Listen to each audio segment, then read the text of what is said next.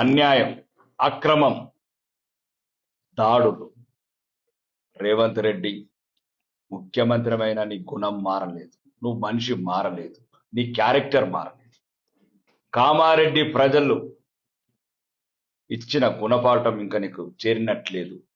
ఈరోజు జరుగుతున్న దాడులు ఒక గౌరవనీయ శాసనసభ్యుడి మీద 2 సంవత్సరాలుగా ఏమిచ్చావు కామారెడ్డికి? కొడంగల్కి ఏం తీసుకెళ్ళావు? 10,000 కోట్లు తీసుకెళ్ళావు. మరి ఆ కామారెడ్డిలో ఓడించిన ప్రజలకు ఏం సమాధానం చెప్తావు? అభివృద్ధిలో చూపియు నీకు ఉత్తర తెలంగాణ మీద ప్రేమ ఉంది, కామారెడ్డి ప్రజల మీద ప్రేమ ఉందని. ఈ రకంగా 7 సార్లు ఓడిపోయినోడు తల మీద రూపాయి పెడితే ₹1 అమ్ముడు ఓని షబీరాలిని ముందు పెట్టుకొని 2 సంవత్సరాలుగా నువ్వు చేస్తున్న అరాచకం, అక్రమ కేసులు, అన్నిట్లా ప్రోటోకాల్కి అగ్నిస్ట్ నువ్వు చేస్తున్న చర్యలు ఏవైతున్నాయో అవి ఎవరు ప్రజలు హర్షించదగ్గవి కావు. మరీ ముఖ్యంగా ఈ అక్రమ దాడి ఎంత ధైర్యం కావాలా? ఒకటి చెప్తున్నా మీకు, ఎవడన్నా ఇనరా బరాబర్ ఒక్కొక్కరిని వదిలేదు లేదు కొడుకున్నారా. ఇండ్ల మీద దాడి చేసినంత దమ్మెక్కడిదిరా మీకు? దేంతో దాడి చేస్తారా? ఏం కావాలరా? సమాధానం, ప్రతి దానికి సమాధానం ఇస్తాం. సోదరుడు కొద్ది సౌమ్యుడు అనుకుంటున్నారు, నాది అట్లా కాదు. కన్నుకు కన్ను, పన్నుకు పన్ను, కత్తి కత్తి, ఆయుధం కాయుధం, దేనికైతే దానికి. ప్రజాస్వామ్యమా ఫ్యాక్షనిజమా నిర్ణయించుకోనరా మీరు. ఎక్కడికి వస్తారు?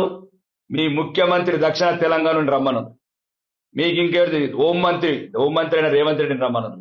ముఖ్యంగా చెప్తున్నాం, కామారెడ్డిలో ఇంకొకసారి ఇట్లాంటి దాడి జరిగితే తెలంగాణ వ్యాప్తంగా ఉన్న బీజేపీ కార్యకర్తలు ఒక్కొక్క వీరుడై ఈ ప్రతి ఒక్కరిని ఎముకలు ఇరిచేస్తారు. మీరు అనుకుంటున్నారు, ఏదైనా దమ్ము ఉంటే అభివృద్ధిలో చూపించండి, ధైర్యం ఉంటే ప్రజాస్వామ్య విలువలు కాపాడండి. 7 సార్లు ఓడిపోయినావు షబీరాలి, నీకు ఇంకెప్పుడు బుద్ధి వస్తుంది? వయసు వచ్చింది తప్ప నీ గుణం మారలేదు. ప్రజలు ఎన్నిసార్లు తిరస్కరిస్తారు? నీ ప్లేస్ నుండి 20 కూడా 4 సార్లు బయలుదేరి చచ్చిపోతారు. ఎన్నిసార్లు ఓడిపోతారు? 7 సార్లు ఓడిపోయిన బుద్ధి రాలేదా? నువ్వు జీవితంలో నీకు లేదు, నువ్వు గెలిచే రాత లేదు. కామారెడ్డి ప్రజలు నిన్ను ఎప్పటి కూడా అంగీకరించరు. నువ్వు చేసిన దురాఘాతాలు, మంత్రివర్గంలో ఉన్నప్పుడు నువ్వు చేసిన అవినీతి కావచ్చు, అక్రమాలు కావచ్చు, అభివృద్ధికి దూరం చేసిన ఈ ప్రాంతం కావచ్చు, ఎట్టి పరిస్థితి కూడా కామారెడ్డి ప్రజలు నువ్వు ఎన్ని ప్రలోభాలు పెట్టినా, ఎన్ని తప్పుడు పనులు చేసినా ఎప్పటికీ నిన్ను ఆక్షేపించరు అగ్రి గారితో. ఇంకా మరీ ముఖ్యంగా చెప్తున్నాం, రేవంత్ రెడ్డి నీతోనే మాకు పోటీ. ఎందుకంటే ఓడగొట్టినమే నా సోదరు నిన్ను. ఇంకా నీకు మా స్థాయి ఈక్వల్, నీకు మాకే పోటీ తెలంగాణలో. నువ్వు అనుకుంటుండొచ్చు, ఏ చోరీ చింది కామ్ బంద్ కరు, లడింగే తో లడింగే, జో కుచ్ సామ్నే సామ్నే లడింగే. ఈ చిల్లర పనులు, ఈ చిక్లీ మాస్టర్లు ఇవన్నీ బంద్ చేయండి రేవంత్ రెడ్డి. నువ్వే దీనికి ప్రధాన కర్త. పోలీసు వ్యవస్థ అంతా నీ కంట్రోల్ ఉంది. హోంమంత్రిగా నిన్ను ఓడగొట్టాడని కడుపులో విషం పెట్టుకున్నావు, కళ్ళల్లో కారం పోసుకుంటున్నావు. ఈరోజు దేశవ్యాప్తంగా గుర్తింపు వచ్చిన కామారెడ్డి ఎమ్మెల్యే గారు వెంకటరమణారెడ్డి గారికి ఒక గుర్తింపు, భారతదేశంలోనే రికార్డ్. 2 ముఖ్యమంత్రులను తొడగొట్టి ఓడగొట్టిన కామారెడ్డి బిడ్డ. ఈరోజు కామారెడ్డి నేలను చూసి తెలంగాణ రాష్ట్రం మురిసిపోతుంది. వీరుని గన్న నేల, 2 ముఖ్యమంత్రులను ఓడగొట్టిన నేల. ఈ నేల మట్టి కూడా ఒక ధైర్యవంతులకు ప్రతీక ఈరోజు. ఎందుకంటే మట్టిని కూడా ముద్దాడుతున్నారు చాలా మంది వచ్చి, ఇంత ధైర్యం ఉంటుంది ఆ కామారెడ్డి మట్టిలో అని. కాబట్టి ఇక్కడ నుంచి చెప్తున్నాం, ఇది ఫస్ట్ అనుకుంటావా లాస్ట్ అనుకుంటావా? రేవంత్ రెడ్డి మంచిగా జ్ఞాపకం పెట్టు. నిన్ను ఈరోజు ఛాలెంజ్ చేసి చెప్తున్నాం, ఇద్దరితో పాటు రాబోయే ప్రభుత్వంలో సుమారు 80 మంది ఎమ్మెల్యేలను గెలిపించుకొని నిన్ను పదవిచ్యుతుని చేసి, నువ్వు ఏ రకంగా అక్రమ మార్గాలల్లా పదవిని చేపట్టావు, ఈ రోజు రాష్ట్రాన్ని మోసం చేస్తున్నావు, అన్ని అబద్ధాలాడి, ఇంకా ముఖ్యంగా కామారెడ్డి నేలని సాక్షి నీ నాలుకకు బీసీ డిక్లరేషన్ కావచ్చు, స్కూటీలు కావచ్చు, మొత్తం నీ నాలుకని కడిగేసిందే కామారెడ్డి నేల. రాబోయే రోజులల్లా ఇంకా ఈ అక్రమ కేసులు, పోలీసు అధికారులు కూడా చెప్తున్నాం, ఎన్నొద్దులు ఉంటుంది ప్రభుత్వం. ఇంతకుముందు 10 ఏళ్ళు ఎటుపోయిండు, ఫామ్ హౌస్లో అన్నాడు. వీడు ఎక్కడ ఉంటాడు? వీడు ఇంకొక ఫామ్ హౌస్లో ఉంటాడు. మళ్ళా వచ్చేది మేమే, గెలిచేది మేమే, నిలిచేది మేమే తెలంగాణలో. ఒకవేళ అక్రమ కేసులు సుమారు ఇప్పటికే 10 మందిని అరెస్ట్ చేసినట్టు తెలిసింది. మర్యాద కొద్దిగా బేషరతుగా విడుదల చేయండి, లేకపోతే అవసరమైతే కార్యకర్తల కోపం తట్టుకోలేరు. తెలంగాణ వ్యాప్తంగా ఉన్న బీజేపీ కార్యకర్తలు, కోట్లాది కార్యకర్తలు కామారెడ్డిని ముట్టడి చేస్తారు, కామారెడ్డిలో కవాతు చేస్తాం. ఇంకా అక్రమ కేసులు మళ్ళీ ఎవరి మీద పెట్టినా చెప్తున్నాము, దానికి తగిన పరిహారం పోలీస్ వ్యవస్థ చెల్లించాల్సి వస్తుంది. మీరు ఎవరైతే ఇక్కడున్న ఇన్ఛార్జు వ్యక్తుల ప్రలోభాలకు లోబడి మీరు అక్రమ కేసులు పెడితే అవి తర్వాత మీరు ఎదుర్కొంటారు డిపార్ట్మెంట్గా. తర్వాత మా అధికారం రాగానే కంపల్సరిగా చర్యలు తీసుకుంటాం మీ అధికారుల మీద. ఇంకా మరీ ముఖ్యంగా దమ్ముంటే చెప్తున్నాం రాష్ట్ర ప్రభుత్వానికి, కామారెడ్డికి ఏమి ఇచ్చామో చెప్పు, కొడంగల్కి ఏం తీసుకెళ్ళవో చెప్పు రేవంత్ రెడ్డి. కామారెడ్డి ప్రజలను ఎంత మోసం చేస్తావు అభివృద్ధిలో చూపిస్తాడగా. శ్వేతపత్రం రిలీజ్ చేయి, కామారెడ్డికి ఎంత ఇచ్చినావు. ఇంకా మరీ ముఖ్యంగా ఇన్ఛార్జ్ మంత్రి సీతక్క గారికి చెప్తున్నా, ఏం తప్పు మాట్లాడాం సీతక్క మేము? అవును, సమాజం అన్నావు, అడవులకెళ్ళి నక్సలిజం అన్నావు, గన్నులు వదిలి పెన్నులు పట్టినావు. ఏం చేస్తున్నావు 2 సంవత్సరాల నుంచి? శాసనసభ్యుడికి ప్రమేయం లేకుండా సభలు పెడతావా, శంకుస్థాపనలు చేస్తావా, అభివృద్ధి పనులు చేస్తావా? రేపు మీ బతికేంది? మేము వచ్చిన తర్వాత మీ బతికేంది? మిమ్మల్ని కూడా మాకేది చూపించారో మీకు అదే చూపిస్తాం. అవసరమైతే మీకు సెక్యూరిటీ లేకుండా చెప్తాం. మీరు అనుకుంటారా? ఈరోజు ఒక్కటే చెప్తున్నాను, సీతక్క కావచ్చు, రేవంత్ రెడ్డి కావచ్చు, షబ్బీరాల్ బేస్ట్. ఇట్లాంటి అపజయాలు ఎదుర్కొంటూ నేను చూసిన వరకు భారతదేశంలో ఎవరు లేడు. అయినా ఇంకా చాలదు అని ఏం చేస్తావు షబ్బీరాలి నువ్వు? ఏదో హైదరాబాద్లో పైరవులు చేసుకొని ఇన్ఛార్జ్ అనే ఒక పోస్టు తెచ్చుకొని ఈరోజు అమాయక కామారెడ్డి ప్రజలని మోసం చేసి ఎమ్మెల్యే మీద రెచ్చగొట్టడము, ఇళ్ల మీద దాడి చేయటము. అవును, బరాబర్ అంటున్నాను. షబ్బీర్ అలీ గారు రోహింగా ముస్లిమ్స్ ఉన్నారు. రోహింగా ముస్లిమ్స్ ఉంటేనే షబ్బీర్ అలీ ఈ దుశ్చర్యకు తెగబడ్డాడు. ఇక్కడ లోకల్ వాళ్ళు ఒకవేళ నువ్వు ఆ రోజు రోహింగా ముస్లిమ్స్ వస్తే ఎట్లుంటుంది ఇంటికి? కాబట్టి షబ్బీర్ అలీ మీద ప్రత్యేకంగా రాష్ట్ర ప్రభుత్వం అడుగుతున్నాం, షబ్బీర్ అలీ మీద సిబిఐ ఎంక్వైరీ చేయాలి.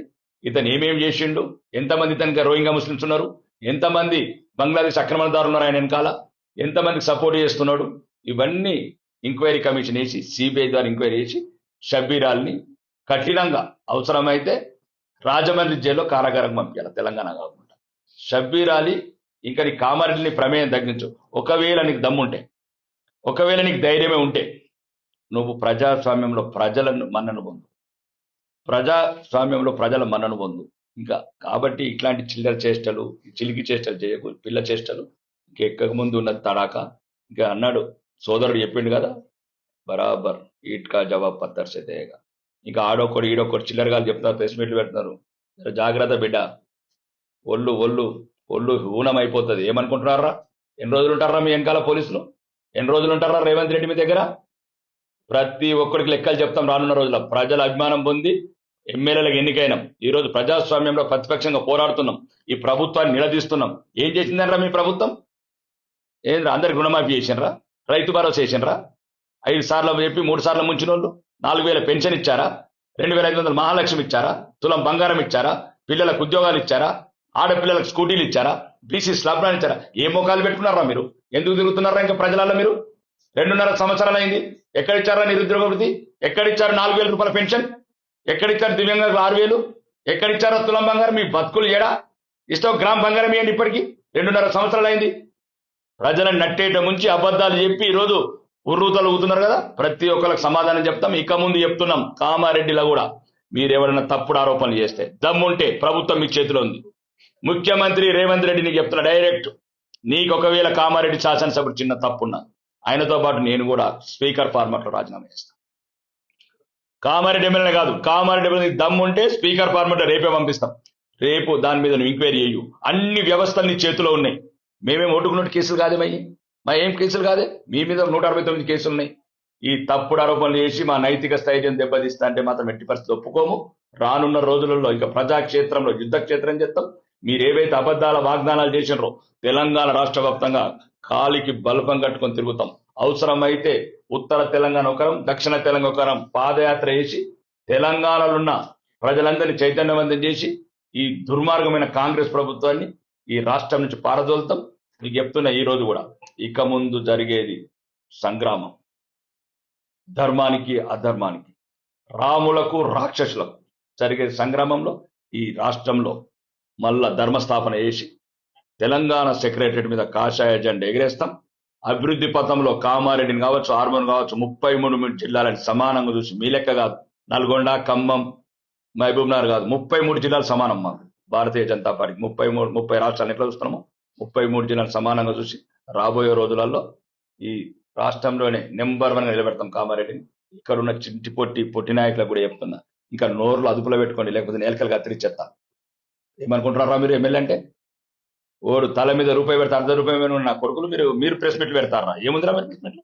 చిల్లర ఈ సోషల్ మీడియాను చూసుకుంటా. కాబట్టి గౌరవంగా ఉంటారా? గౌరవంగా ఉండండి. అభివృద్ధిలో మీకు ఏమైనా దమ్ము ఉంటే మీ దక్షిణ తెలంగాణ ముఖ్యమంత్రికి పోయి దక్షిణ తెలంగాణ మంత్రులకు పోయి డబ్బులు తీసుకురండి, కామాభివృద్ధి అభివృద్ధి మేము చెప్పుకుంటాం. మీరు ఎంత తెచ్చారో చెప్పండి శ్వేతపత్రం. కొడంగల్కి ఎన్ని తీసుకుపోయి నేను చెప్తాను, ఖమ్మంకి ఎన్ని తీసుకుపోయి నేను చెప్తాను, నల్గొండకి నేను చెప్తాను. కాబట్టి ఇది కాదు, ఈ చవకబార్ రాజకీయాలు వదిలిపెట్టండి, ఈ చిల్లర రాజకీయాలు వదిలిపెట్టి ఇంకొకసారి కను చూపు మేరల కిలోమీటర్ లోపల ఎవడన్నా గిట్ట కన్నెత్తి చూసినట్టు కళ్ళు కూడా ఉండే కొడుకున్నారా, కళ్ళు వీకెత్తాం. నాకు అంత భాష అట్లాంటి సున్నితమైన భాష రాదు. కామారెడ్డి ఎమ్మెల్యేకి వచ్చినట్టు దీనికి బరాబర్ మీకు ఏ రకంగా సమాధానం కావాలో ఆ రకంగానే సమాధానం ఇస్తాం మేము. ఇక రాబోయే రోజులల్లో ఎక్కడ కూడా బీజేపీ కార్యకర్తలకు, శ్రేణులకు, బీజేపీ నాయకులకు ఎక్కడ కూడా మీరు అపనిందలు వేసినా, అపవాదులు వేసినా దానికి తగిన సమాధానం చెప్తాం. రాబోయే ప్రభుత్వంలో ఏవైతే జరిగినాయో ఈ సంఘటనలు, ఎవరెవరు ఉన్నారు వెనకాల, ప్రతి ఒక్కరి మీద చర్యలు తీసుకొని వీలైతే పక్క రాష్ట్రంలో జైల్లో, రాజమండ్రి జైలుకు పంపిస్తాం.